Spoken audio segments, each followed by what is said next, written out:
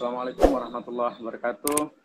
Waalaikumsalam warahmatullahi wabarakatuh. Selamat pagi untuk Pak Dirahman, Pak Abdurrahman, Pak Inza di KNKS. Baik Bapak Ibu sekalian, terima kasih atas kesempatan yang diberikan kepada saya. Saya akan mencoba menjelaskan dari perspektif kebijakan pemerintah secara umum. Tadi dijelaskan oleh Pak Inja secara sangat detail dan sangat spesifik terkait dengan kebijakan teknis pemerintah di sektor keuangan dan ekonomi syariah. Nah, pada kesempatan ini saya mungkin mengambil space yang lebih besar, tidak spesifik pada kebijakan ekonomi syariah, namun pada kebijakan pemerintah dalam upaya pengembangan dan penguatan UMKM secara umum. Namun sebelum saya ke sana, saya ingin sedikit tadi menanggapi apa yang dijelaskan oleh Pak Adi Rahman mengenai kebijakan atau sikap negara terhadap perkembangan atau penguatan ekonomi syariah atau kelompok-kelompok Islam. Apa yang dilakukan oleh Orde Baru di masa politik akomodasi pada tahun 97 itu merupakan bagian dari upaya pemerintah untuk merangkum umat Islam untuk memperkuat posisi politik yang saat itu memang mengalami keterpojokan akibat tekanan birokrasi dan korporasi. Sehingga salah satunya kekuatan yang dilakukan oleh Soeharto adalah kembali merapat dan berbulan madu dengan umat Islam. Itu menjadi satu titik awal bagi ekonomi syariah dan sekaligus politik Islam di Indonesia. Namun kembali mengalami penurunan sejak awal reformasi. Namun sejak masuknya pemerintahan Jokowi, secara umum kebijakan ekonomi syariah atau pengembangan politik halal itu kembali mengalami peningkatan secara signifikan, walaupun dipandang secara politik mengalami degradasi, namun secara ekonomi mengalami fluktuasi. Nah, ini satu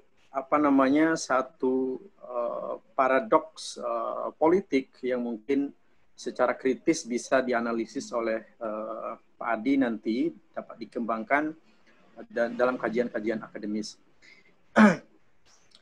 Kemudian secara umum pemerintah saat ini sangat menginginkan, seperti yang dikatakan Pak Iza tadi, sangat menginginkan Indonesia menjadi satu distributor utama mengenai seluruh produk-produk halal dunia. Indonesia diproyeksikan atau diupayakan menjadi negara dengan ekonomi syariah dan halal produknya nomor 1 di seluruh dunia. Namun kebijakan ini tidak dapat terrealisasi secara maksimal jika tidak didukung oleh seluruh komponen dan stakeholder, terutama pada pemerintahan internal pemerintahan baik pusat maupun daerah. Bagaimana respon atau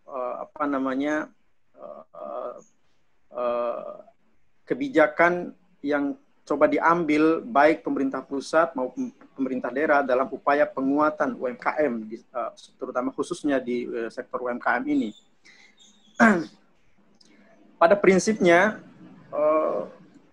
selama COVID-19 ini, pemerintah, hal utama dalam proyek PEN itu, pemulihan ekonomi nasional, hal utama yang dilakukan oleh pemerintah adalah pemulihan UMKM.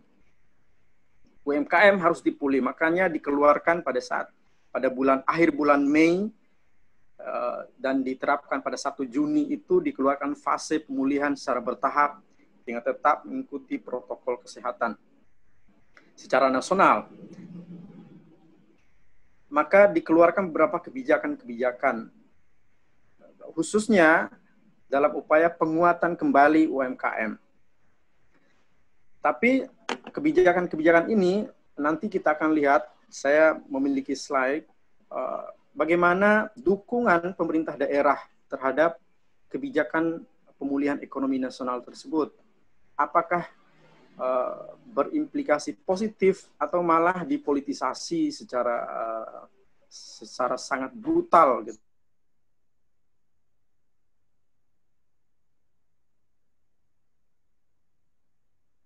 Menghadapi pemilu kada gitu. Baik, saya mohon izin saya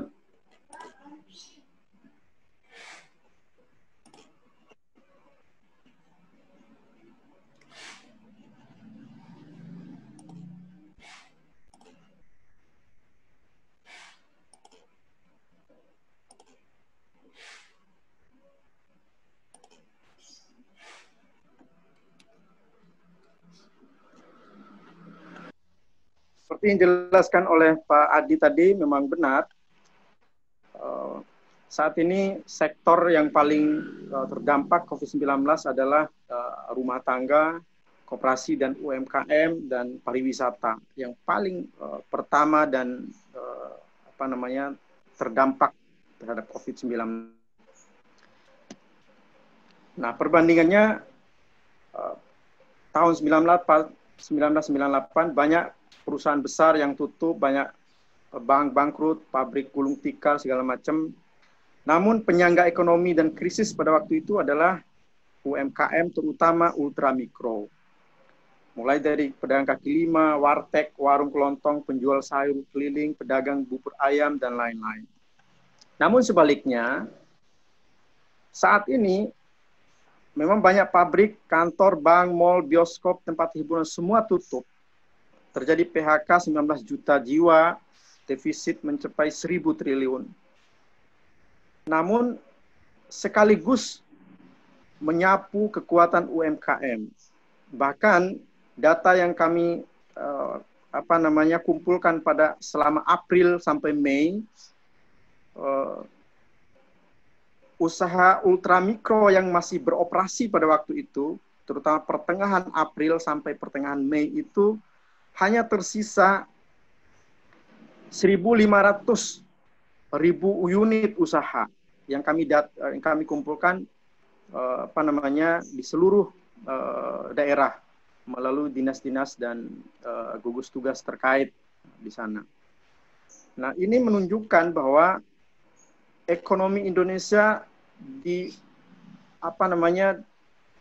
ujung tanduk, sehingga banyak pihak memprediksi memang Indonesia sedang menghadapi resesi yang sangat epistemik dan pandemik gitu. Pandemi ini tidak hanya menyapu atau menyerang kondisi kesehatan, tetapi juga menyerang sektor-sektor real dan ekonomi Indonesia, sekaligus menyerang kekuatan politik, sehingga pada pertengahan akhir Juni juga mengakibatkan gonjang-ganjing politik yang sangat kuat, sehingga hari ini gonjang-ganjing itu masih sangat terasa dan ada isu reshuffle. Nah, kemudian perbandingannya tadi telah disampaikan, saya next saja.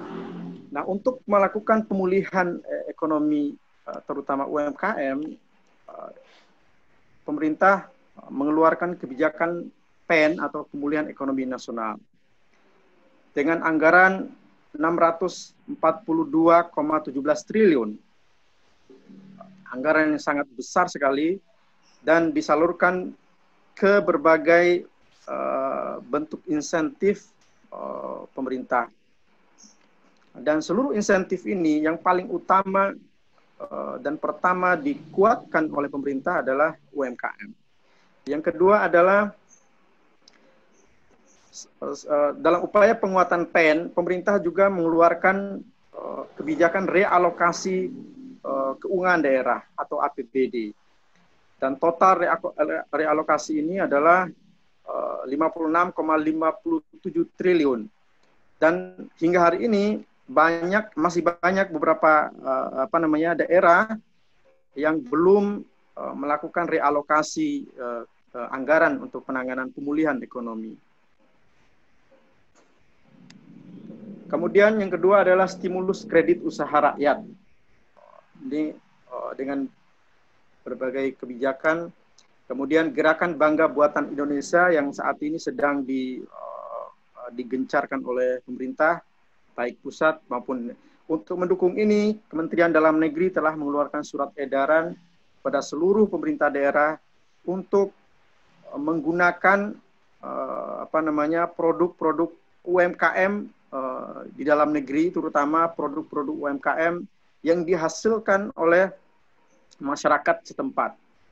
Dan ini adalah satu upaya atau sebagai wujud dukungan kepada UMKM yang terkena dampak COVID-19. Dan Presiden mengharapkan seluruh masyarakat saling membantu melakukan pemulihan ekonomi Indonesia melalui belanja produk-produk dalam negeri, terutama produk-produk UMKM. Kemudian pemerintah juga mendorong UMKM untuk terlibat pada pengadaan barang dan jasa. Ini merupakan persentase bagaimana besarnya peluang bagi UMKM. Bahkan UMKM itu hampir 50% atau 42% bisa atau menjadi ruang bagi UMKM untuk terlibat dalam pengadaan. Tetapi realisasinya hingga hari ini sangat kecil sekali, hanya 13% UMKM yang terlibat pada pengadaan barang dan jasa. Dan ini sedang didorong oleh pemerintah, terutama diinstruksikan pada Kementerian Dalam Negeri untuk mendorong pemerintah daerah agar dapat mendorong atau menguatkan UMKM agar bisa terlibat dalam proses pengadaan barang dan jasa ini. Dan ini skemanya. Nah, bagaimana kebijakan umum pemerintah pada UMKM? Ini merupakan RPJMN, gambaran RPJMN, dan dua hal yang menjadi fokus utama dalam penguatan UMKM adalah program penguatan kewirausahaan UMKM dan UMKM naik kelas. Anggaran yang digelontorkan untuk program penguatan kewirausahaan UMKM sebanyak 6,8 triliun dan UMKM naik kelas itu sebanyak 586,8 miliar. Namun sebagai catatan, sekitar 7% usaha mikro kecil yang masih yang menjalin kemitraan dengan perusahaan lain. Dan ini satu PR besar bagi seluruh kementerian yang memiliki urusan dengan UMKM agar dapat terus mendorong UMKM untuk menjalin kerjasama dengan usaha-usaha atau sektor industri. Nah, untuk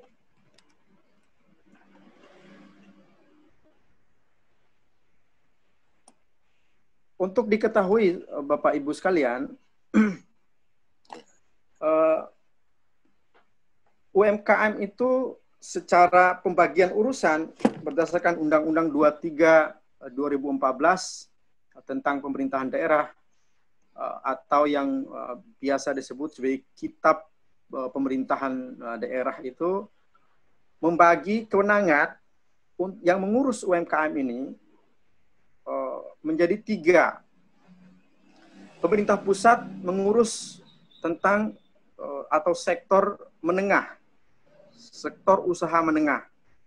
Provinsi mengurus sektor kecil dan kabupaten kota mengurus sektor di sini sektor mikro dan ultra mikro. Terjadi kesalahan di sini. kabupaten kota mengurus sektor mikro dan ultramikro.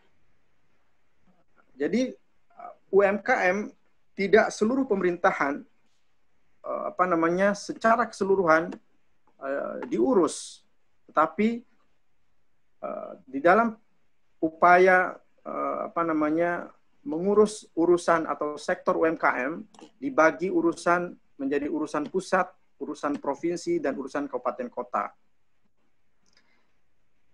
Nah, ini kita lihat di urusan pemberdayaan dan perlindungan UMKM, urusan pusat itu pemberdayaan usaha menengah dilakukan melalui pendataan, kemitraan, kemudian kemudahan perizinan, penguatan kelembagaan, dan koordinasi. Sementara provinsi, pemberdayaan usaha kecil yang dilakukan melalui pendataan, kemudian pemerintah daerah, kabupaten kota melakukan pemberdayaan usaha mikro melalui pendataan dengan strategi yang sama. Artinya yang paling substantif dalam penguatan UMKM adalah pemerintah daerah. Karena dia mengurus dua sektor utama atau tiga sektor utama, yaitu sektor mikro, ultramikro, sektor mikro, dan kecil. Dan tiga sektor ini merupakan sektor yang paling besar di dalam UMKM. Sehingga jika umpamanya pemerintah daerah tidak secara sungguh-sungguh memberikan dukungan kebijakan yang positif dalam penguatan UMKM, maka mustahil pemerintah pusat dapat secara maksimal melakukan penguatan dan pengembangan UMKM. Karena secara tusi, pemerintah pusat hanya mengurus hal-hal mengenai usaha menengah. Itu pun hanya bersifat kebijakan keuangan dan strategi pengembangan. Secara teknis akan dikelola dan diurus oleh lembaga teknis atau kementerian teknis. Nah, bagaimana keberpihakan pemerintah daerah terhadap UMKM?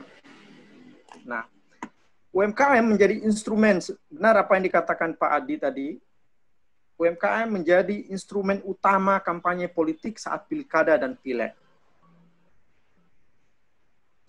Bahkan jika umpamanya satu calon kepala daerah tidak menunjukkan keberpihakan terhadap UMKM, maka dapat dipastikan elektabilitasnya pasti menurun. Dengan itu di dalam UMKM, selain menjadi isu politik yang hangat, juga di sana terdapat satu elektabilitas yang menjanjikan bagi politisi. Dari target yang ditetapkan oleh pemerintah pusat dalam hal rasio kewirausahaan nasional, kontribusi PDB UMKM, kontribusi PDB koperasi, dan hal mengenai UMKM ini, apa yang dilakukan oleh pemerintah daerah? Realisasinya yang dilakukan oleh pemerintah daerah dari janji manis kampanye, pada realisasinya pemerintah daerah rata-rata target yang dibuat hanya 1% dan bahkan pada capaiannya hanya 0,1%. Bahkan ada beberapa provinsi yang hanya satu program penguatan UMKM. Bayangin, satu daerah ini yang dimaksud adalah provinsi.